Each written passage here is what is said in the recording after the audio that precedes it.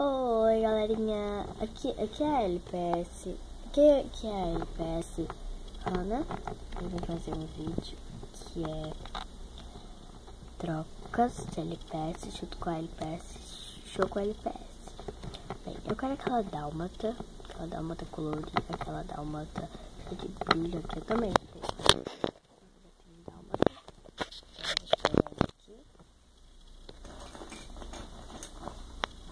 Ah, não, bem aqui, mas... Ah, tá aqui, ó. Tá aqui, ó. Esse LPS aqui. Eu também troco ele, se você quiser. Então, você pintar um pincel aqui. Esse aqui pinta. Ele é um dos novos LPS.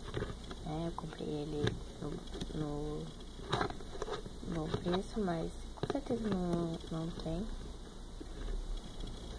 Com certeza não tem. Bem, eu também estou trocando essa daqui, se você não tiver. Olha, essa esquilinha aqui, ó. E também, deixa eu ver, também um filhotinho. Minha filhotinha. O filhotinho tá o mesmo, não tá sujo. Se tiver sujo, eu limpo. Eu sei uma técnica de limpar os meus Littles. Uma técnica muito boa, que eu vi ele ficou brilhando. Deixa eu ver. Se você não tiver, ó, esse pássaro que eu já mostrei no vídeo de ontem. Eu tô fazendo vídeo de manhã, gente. Manhã, ainda tá de manhãzinha. Não me acordou cedo. Né? Eu também estou trocando. Ah, essa daqui você já tem pra ver no vídeo. Se você quiser, eu troco essa Little aqui, ó. Essa girafinha aqui, ó, que não tem nenhum defeito. Super linda, ó. Super linda, fofa.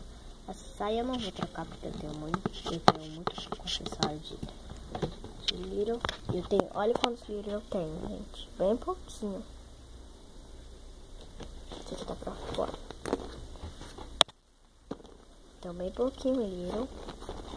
Bem pouquinho, então eu tô precisando de mais, gente. E se você quiser um desses, ó, que eu tô dando, você também vai ter que me dar um, né? Essa girafinha aqui, ó. Essa aqui é fofa. Uma amiga minha morreu pra ter. Ela me falou: me dá logo esse Little, cadê esse Little?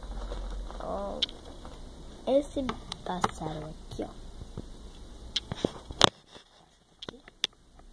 A gatinha dele eu perdi porque uma amiga minha, a falsa da Luma, ela pegou o LPS. Tudo é culpa dela.